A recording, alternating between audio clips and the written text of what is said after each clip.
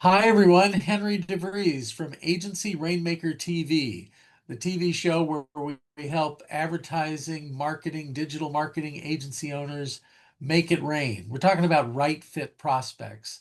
And we're a thought follower. We like to follow the thoughts of people in the field. I'm so happy to have Tom Fugleberg with me today. Tom, how are you today? I'm doing great. How are you doing? Very fine. You're from the great state of 10,000 lakes up there in Minnesota. Yes, And yeah, well, tell me who do you serve? well, our agency is called Friends and Neighbors. We've been about, oh gosh, we're 13 years into our existence, and over the last several years, we have taken the path from being kind of that broader generalist to over the last few years into more complex B2B, but we are now really focusing our energies around growth-minded med tech companies, and then tangentially healthcare as well. We're seeing a lot of growth in med tech, health tech, medical devices. So it sounds like a good niche to be in. Yeah, I Um, think there are a few things to, yeah, go ahead. oh, well, no, I didn't mean to cut you off. Why is it a good niche to be in? Well, there's a number of things for us. Number one, I think our strengths as an agency are a good fit for often what you're finding in growth stage med tech. They're running a million miles an hour. They need to align their teams. Oftentimes, they have an engineering mindset. They kind of come from the what and the how versus the why, and we're more of a purpose-driven, belief-driven brand strategy agency. And obviously, it is a place of explosive growth. So it's hard not to see that. Some of our greatest successes over the past 30 years have been in this space, and now we're just focusing in a more fully focused way. Great. So what do you do for these clients? Well, we always say that, you can glean a lot from our name as to what we do. Our agency is called Friends and Neighbors, and we ultimately believe the brands that can earn that position of trust are the ones that prosper the most. So, what I think we shine at is uncovering the authentic soul of these companies, the why. Um, and then turning that into a story that builds belief, that aligns their teams, that builds trust with the audiences that they serve. And ultimately, we talk a lot about brand as something is not just a lever for visibility, but valuation. We've been fortunate to have three of the brands that we've helped build in the last 3 years have each gone on to billion-dollar acquisitions. So we think have a specific ability of helping those growth stagers understand who they are and then really trying to really connect all the dots under the same founding belief-centered brand. I'm picking up this is noble work you're doing because you're providing the necessary funds for them to save and prolong lives. So good Yeah, on well, you. yeah, we are we are certainly again as a brand called Friends and Neighbors ourselves. We've always been drawn to brands that have a higher purpose, and there's no greater purpose than helping people, live happy, healthy lives. So let's talk about the happy, healthy life of the agency Yeah. and how do you make it rain? In other words, what's working for you with business development?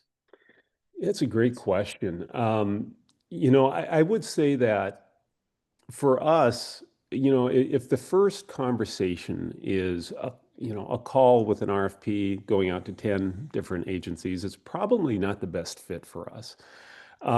We really shine in just living to the friends and neighbors idea, right? It's often a conversation that started with networking or a warm lead. It's always putting the prospect first, every conversation, trying to bring them along. Here's what we heard. Would it help for us to show you a couple of case studies if they have that? Would it help to see a framework, showing them options of how that can work, and then bringing them along in that process? When it gets to the RFP, it's a very exhaustive process for us because we absolutely say no more than we say yes. We really want to commit when we commit. And the process of going through that is exhaustive because we, highly, highly customize everything to that prospect and the pain points they're feeling. My mentors taught me if you didn't help write the RFP, don't respond to it because usually they've got somebody in mind. Yeah, and I also think that there's just other things that we see. We want to med tech and healthcare has been very good to us for the past 30 years. So I think we want to show up as a trusted resource. So when we're launching a new division, the last thing we want to be is just another agency offering. So we are, as an example, investing in a very large med tech marketing study. It's a national survey to really understand kind of, I guess, the pain points, the potential of brand within med tech marketing, of understanding better brands' connection to enterprise value.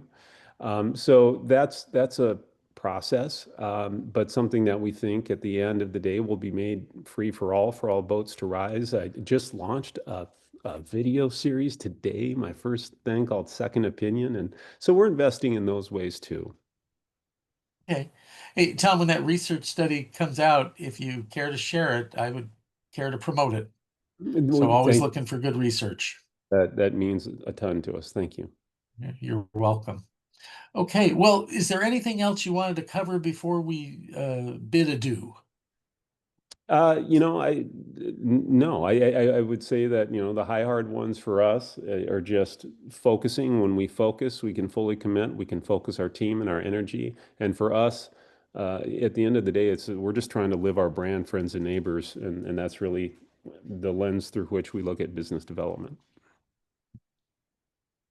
How to live your brand. You got it.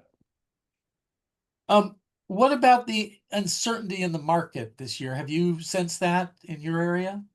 Oh gosh, yeah. We were just on a call yesterday. I just think uncertainty is the new normal. I would say that, but it's always been uncertain, right? But yeah, there's no doubt, especially this time of year, we always see the Q4 kind of either the slowdown or the big, push up. In the last few years, it slows down. Certainly AI and its impact is another giant factor in our industry. But uncertainty is to be embraced.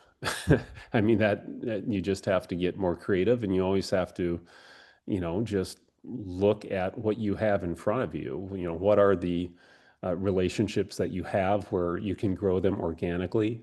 That's a big one for us. We don't want to put everything in the world on net new in terms of business development. I think a Mm. healthier balance is 65, 70% organic growth. So we can control that. We can bring people along in that consultative friend and neighbor, perspective and vision casting and that type of thing. So yes, it's uncertain as all get out, but there's the thing that, you can counterforce that with the things that are certain. And that's how we show up for our clients and just doing our best to continue, growing what has worked well for us, which is out relationshiping, the competition.